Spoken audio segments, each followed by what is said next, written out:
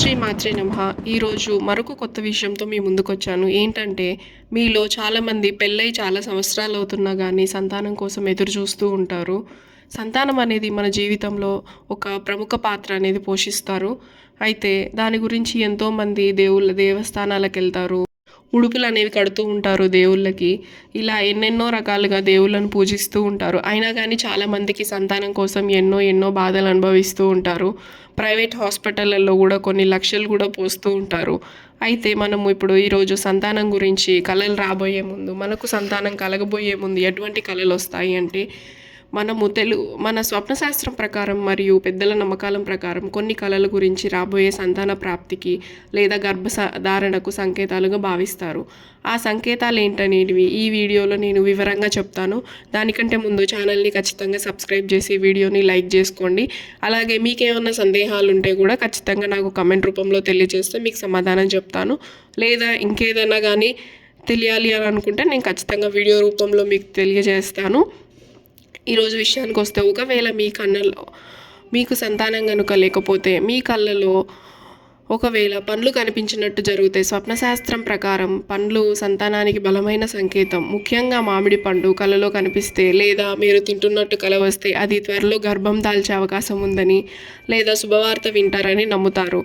దానిమ్మ, కొబ్బరి బొండం వంటివి కూడా సంతానానికి సంకేతాలుగా భావిస్తారు. చిన్నపిల్లలు లేదా దేవుళ్ళు కలలో బాలకృష్ణుడు లేదా చిన్ని గణపతి వంటి దేవతామూర్తులు లేదా చిన్నపిల్లలు మీ ఒడిలో ఆడుకున్నట్లు కనిపిస్తే అది సంతాన భాగ్యానికి సంకేతము. దేవతా విగ్రహాలు లేదా గుడిని సందర్శించినట్టు కల రావడం కూడా శుభసూచకం.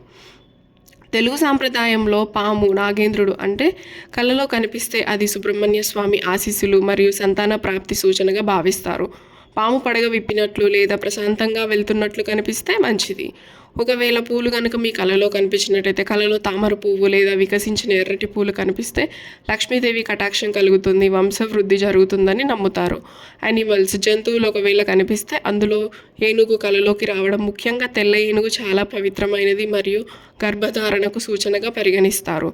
ఒకవేళ ఆవు కనుక మీ కలలో వచ్చినట్టయితే, ఆవు తన లేగ దూడతో ఉన్నట్టు కనిపిస్తే అది మాతృత్వానికి బలమైన సంకేతం. పాలు లేదా నీళ్లు, స్వచ్ఛమైన నీరు లేదంటే పాలు పాత్రలో నిండుగా ఉన్నట్లు కనిపిస్తే అది ఆ కుటుంబంలో కొత్త సభ్యులు రాబోతున్నారని సూచిస్తుందని అర్థము. గమనిక, ఇవి కేవలం మన సాంప్రదాయంలో ఉన్న నమ్మకాలు మరియు స్వప్నశాస్త్ర విశ్లేషణలు మాత్రమే. ఇవి వైద్యపరమైన నిర్ధారణలు కావు. మీరు ఈ మధ్యకాలంలో పైన చెప్పిన వాటిలో ఏదైనా ప్రత్యేకంగా కలలో చూస్తే ఖచ్చితంగా నాకు కమెంట్ రూపంలో తెలియజేయండి. మరొక విషయం ఏమిటంటే, కళాశాస్త్రం ప్రకారం గర్భవతిగా ఉన్నట్లు కలలో రావడం అనేది నిజ జీవితంలో మీరు గర్భం దాల్చబోతున్నారని అర్థం కాదు. సాధారణంగా ఇది మీ జీవితంలో జరగబోయే కొత్త మార్పులకు లేదా ప్రారంభాలకు సూచన భావిస్తారు. తెలుగు సాంప్రదాయము మరియు స్వప్నశాస్త్రం ప్రకారం గర్భం గురించి వచ్చే కలలు అర్థాలు కూడా కొన్ని ఉన్నాయి. అవి ఏమిటంటే, కొత్త ప్రారంభాలు. మీరు ఏదైనా కొత్త వ్యాపారం, ప్రాజెక్టు లేదా కొత్త అలవాటు మొదలుపెడుతున్నట్టయితే ఈ కళ సూచిస్తుంది. ఒక ఆలోచన మీ మనసులో రూపుదిద్దుకుంటుంది అనగా ఇది సంకేతము. వ్యక్తిగత ఎదుగుదల. గర్భం అంటే ఒక కొత్త జీవి పెరుగుదల. అలాగే మీలో దాగి ఉన్న సృజనాత్మకత లేదా నైపుణ్యాలు బయటపడబోతున్నాయని, మీరు మానసికంగా ఎదుగుతున్నారని దీని అర్థము.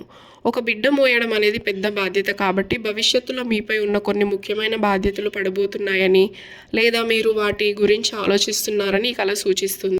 పెళ్లి కాని వారికి అలాంటి కళ వస్తే అది వారి కెరీర్లో లేదా వ్యక్తిగత జీవితంలో ఒక శుభ పరిమాణానికి సంకేతం కావచ్చు. కొన్నిసార్లు జీవితంలో వస్తున్న మార్పుల పట్ల మీకు ఉన్న భయం వల్ల కూడా ఇలాంటి కళలు రావచ్చు. ముఖ్య గమనిక ఏమిటంటే, కళల అర్థాలు అనేవి పూర్తిగా మీ ప్రస్తుత మానసిక పరిస్థితిని బట్టి మరియు జీవిత పరిస్థితులపై ఆధారపడి ఉంటుంది. సైకాలజీ ప్రకారం మన ఉపచేతన మనస్సులో ఆలోచనలే కళల రూపంలో వస్తాయి. ఈ కళలో మీకు ఇంకేమైనా ప్రత్యేక వివరాలు, ఉదాహరణకు శిశువును చూడడము లేదా హాస్పిటల్లో ఉండటం కనిపించాయా, ఇలాంటివి ఏమైనా వివరాలు నాకు ఖచ్చితంగా మీరు చెప్తే నేను మీ కమెంట్ రూపంలో మీ సమాధానం నేను ఖచ్చితంగా చెప్తాను మీ కమెంట్కి. ఓం శ్రీ మాత్రే నమః.